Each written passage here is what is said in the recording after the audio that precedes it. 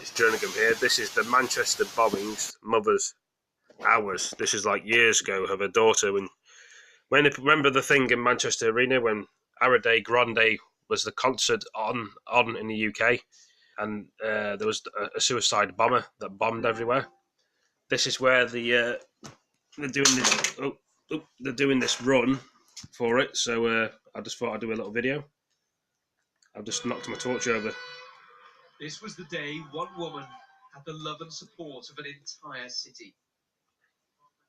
So sad, though. Her 8-year-old daughter, Safi Rose, was the youngest victim of the Manchester bomb 2 years ago.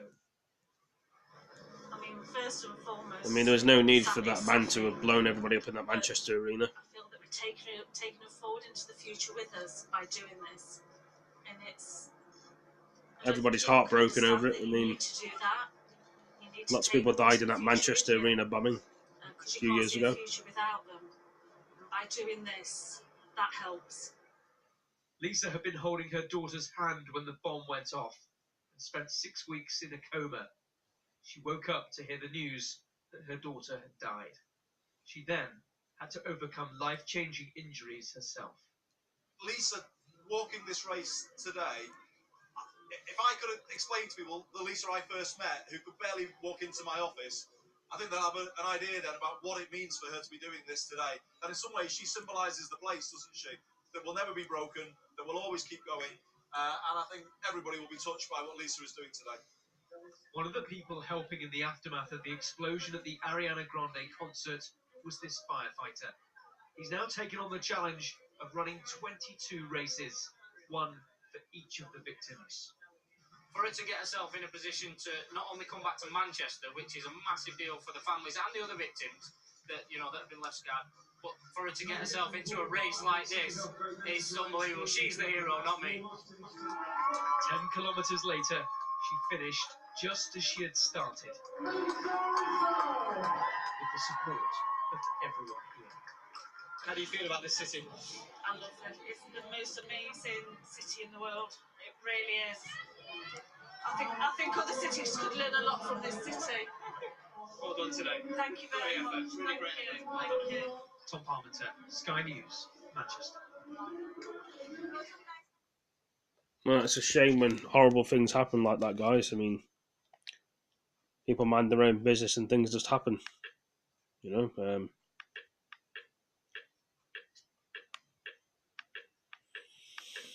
Let's have a look here and see what else we can find before I start another live stream. 2 hours ago of Brexit. A chorus of birdsong and camera shutters this morning, but storm clouds are on the horizon this week as a beleaguered Theresa May tries to convince Parliament to pass her withdrawal agreement bill.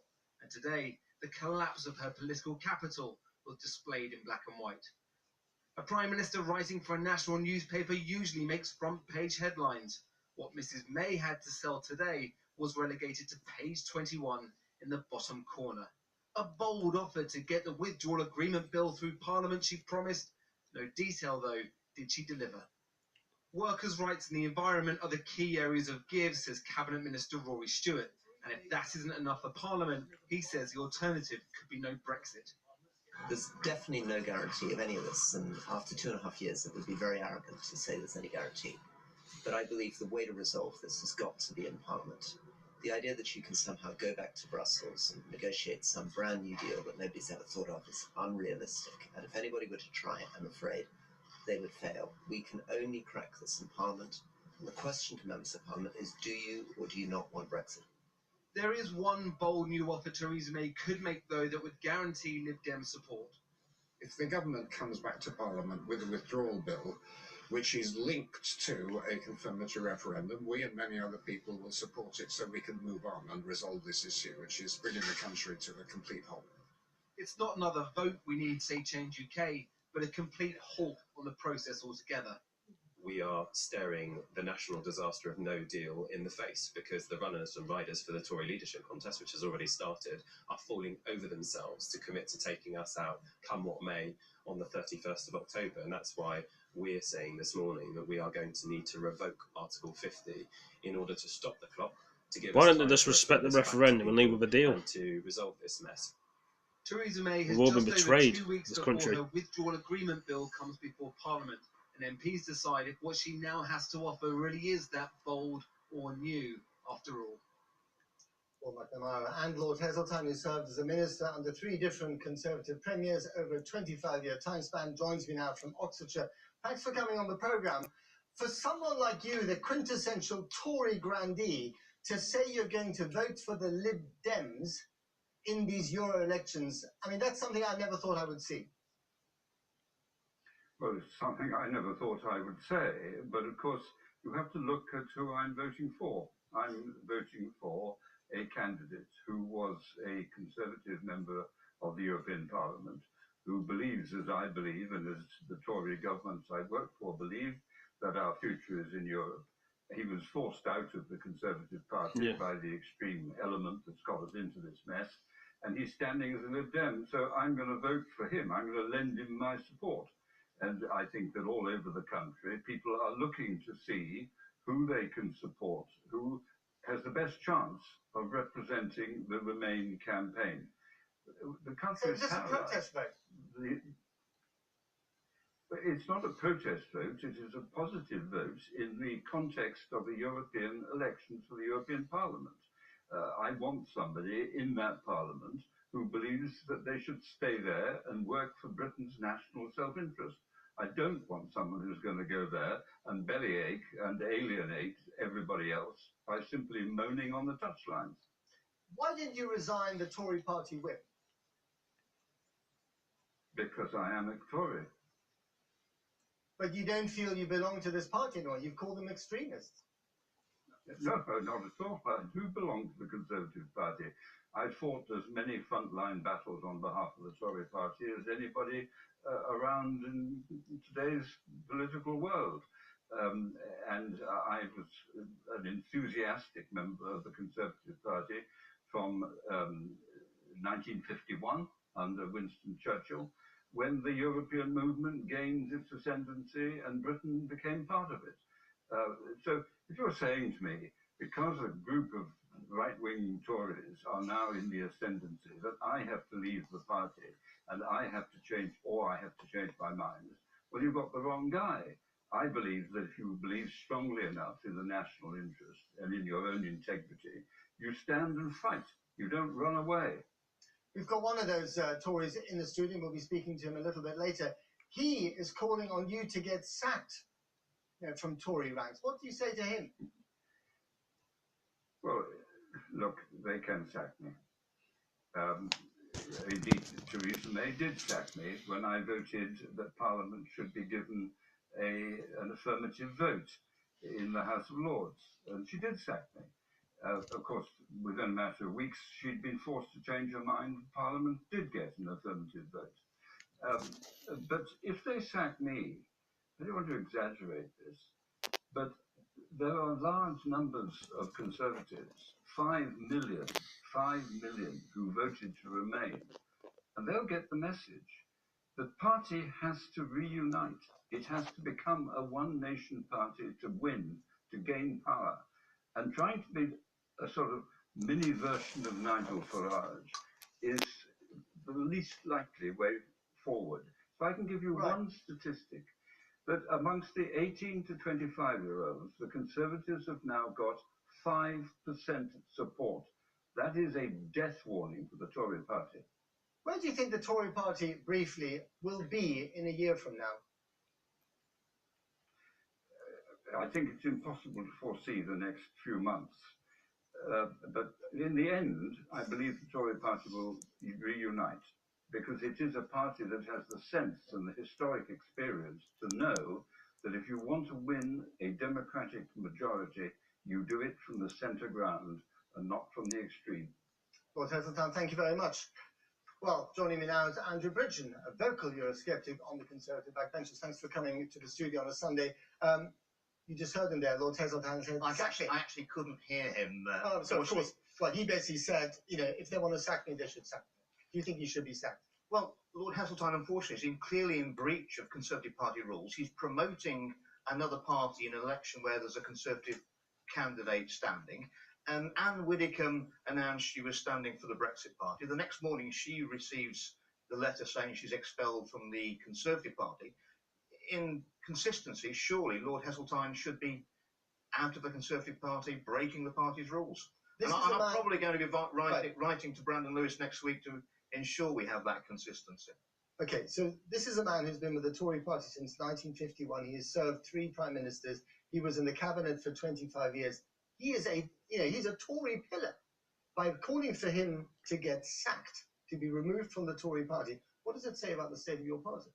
Well, Anne Widdecombe is a Tory pillar. When I first became the Conservative candidate in North West Leicestershire and my seat was held by the Socialists, I remember that Anne Widdecombe was the first MP to come and speak on my behalf in the constituency. Probably the first Conservative function we'd had in probably 10 years in North West Leicestershire. So, I mean, wherever Anne Widdecombe is, she will be a Conservative. If you cut her in half, she's got the Conservative Party, but she's no longer a member. She broke the rules. She stood for another party. Lord Heseltine has clearly broken the rules. They must be fairly implemented. But you're also a rebel. You've been voting against your prime minister consistently over this withdrawal agreement. So you're also, you're breaking the party rules. Shouldn't you be leaving too? Join Anne Widdecombe and the Brexit Party. Well, what I've been voting for is what we promised the British people in our manifesto, that we'd leave the single market, the customs union, the jurisdiction of the European Court of Justice, and that no deal was better than a bad deal. All those were in our manifesto. And if we're going to have a leadership that's going to go away from that, we can't be surprised at European elections, which we shouldn't be having, because we were told over 100 times by the Prime Minister we were leaving on the 29th of March, if our Conservative support is falling. You heard Lord Heseltine there. He said, if your party moves too far to the right, if you lose the centre ground, you will not be a party of government again in the future. Well, is that okay with you? Absolutely. We need to be a party of the centre-right. But most people are Democrats. They realise whether they voted Leave or they voted Remain, that the democratic will of the British people at the referendum, the biggest ever political exercise we've ever had in the history of this country, was to leave the European Union. It might not be in London, but the rest of the country, there's a huge country out there where the majority of people voted to leave. They haven't changed their minds. And even people who, moderate Remainers, think, well, yes, we lost that, and we might want to have another vote of something else where, if I'm on the winning side, I would expect the government to deliver. And in one line, would you ever consider an alliance, a coalition with the Brexit Party in Parliament if they got elected into Parliament? We'll see how they do at the European elections. They're probably going to do very well. I think I said to Nigel Farage last week, you've got a choice, Nigel. You can either help us deliver Brexit or you can destroy the Conservative Party, but you can't do both. It's up to you. But do you think an alliance with him is a possibility? I think it's probably a necessity. Andrew Bridgen, thank you very much indeed. Well, earlier I spoke to Sian Berry, the co-leader of the Green Party, and I began by asking her if the Greens would support Theresa May's withdrawal agreement if there was a second referendum. I think so. I mean, the important thing is that we put something that's been mutually agreed by us and the EU to a public vote. You can't just be putting some fantasy out there. We certainly can't be putting no deal on the ballot paper. So it's got to be some kind of agreed deal versus Remain that goes out there for confirmation at the end of the process. So would advise your sole MP in the House of Commons, exactly, Caroline, could make all the difference. It's up to Parliament what happens. Right, okay. I think, right. But you would advise her, that's more or less what we vote for this thing, as long as there's a confirmatory vote. There has to be a confirmatory vote. This is the key thing. When you make a very big change, you measure twice and you cut once. Knowing what the final deal that we can agree with the EU is, putting that to a final vote, that's incredibly important. In fact, we've been saying that, Caroline Lucas has been saying that since the week after the referendum. Can the EU solve the environmental problems? There are many environmental problems that can only really be solved by international agreements. Things like air pollution, CO2, water pollution, the taking the biodiversity out of the seas, they have to be done by international agreement. And Europe is a great forum for doing that. Is there a danger, though, that, especially for your party, which is, centred on, a couple of central issues, the environment, that those issues will be taken up by other parties, by the Lib Dems, or by the Labour Party, or by the Tory Party, and that ultimately that renders you unnecessary?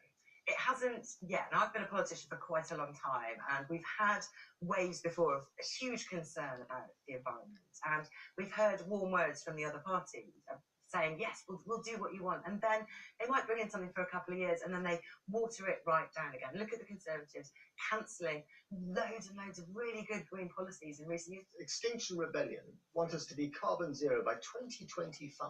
Is that even realistic? And they are protesting about there being a climate emergency. They think. No, but do you think that listening 2025 is a realistic target? Well, they're as a listening politician? to the UN report that came out in October, which says that we only have until 2030 to get to the point where we're making sure we stay below 1.5 degrees. And that doesn't mean going over 1.5 degrees of warming and then back down. If we go over 1.5 degrees, we could kick off runaway. But do you think that is a realistic target? I mean, we're saying we need to get to carbon neutrality by 2030. These are the motions that we're passing through councils, and we're making the strongest possible efforts to get to that level, because that is what the UN are telling us.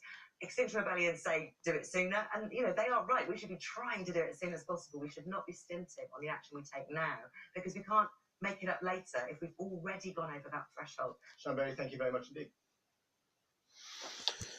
Interesting, as one would say to me. Very interesting indeed.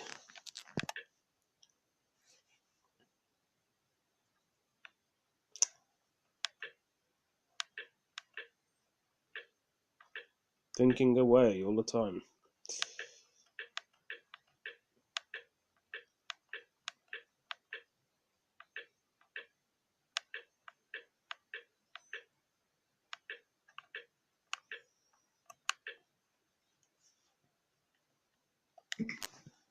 I've just been attacked. By Antifa. Just been attacked by Antifa. They just officer, going back. Filming this guy's video. Says he's been attacked or something. It's about just been attacked by Antifa scumbag. Attacked in a van or something. Free milkshake. Just free milkshake all over the van as I was getting in it. Very violent as we turned up. Extremely violent. Now Tom's going to be coming from this area, so I'm a little bit concerned about what's going to happen when he actually gets into the vehicle. We've got police dogs. If you leave the car with that in your hands, they're going to go mental. Yeah, I've got to let the world know what's going on. Yeah. No doubt. When Tommy gets here, we'll be off. That's right, mate. Yeah. Just don't drive with that in your hands. Oh no, of course not. No. Of course not. I'll put it straight down. No, of course, mate. Yeah, of course.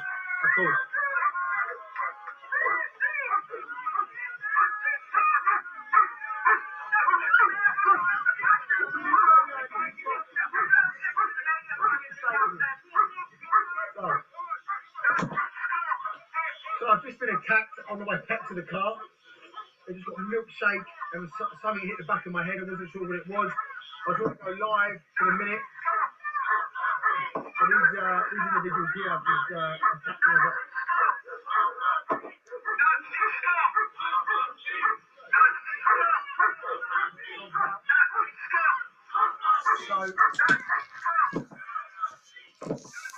So I've just been attacked on the way back to the car by Antifa. We've got Tom coming down this road now. Let me show you. Gets here. So Tom's coming with a police escort. See it down that road there? Is he coming? Yeah, I'm going to. Right, guys, Tom's in here. Get over there. Got to go, guys. Got to go. There's a quick video he did as well about Tommy getting attacked again. I mean, people want to put their point across, put their point across against people, and people don't like it in the world. That's what's annoying. That's what I'm trying to say. There's some other news I want to show you guys. It'd be nice to live in a free world, but that never happened. There's a savage weather ripping through the USA. There's some kind of whirlwind, I think I can show you. Oh no. The sky turns black as giant tornadoes touch A lot of people down die in these from giant Nebraska tornadoes to in America. Texas. Apocalyptic scenes as twisters tear through the southern Dangerous plains, these things are, twisters. ripping apart anything in their path. Homes are overturned and buildings flattened. Elsewhere, power lines are alight, and watch as a driver finds himself caught up in the storm, the winds whipping across the road. A lorry is thrown on its side as debris fills the sky. Here it comes. As residents run to safety, some ignore the warnings. Here, a group of storm chasers find themselves a little too close. In some areas, the winds reached 130 miles an hour, and this is the damage that was left. Tens of thousands of homes are without power, and lightning strikes caused several fires, including one on a church. Crews did a really good job of extinguishing the fire quickly. Hard to believe, but no one has been badly injured. There is, though, more to come. The tornado threat has gone, but flooding might follow, and the region is readying itself for another day of severe weather. Laura Bundock, Sky News. I don't think we have a lot of big tornadoes in the UK. I think America's the worst off for tornadoes. Yep.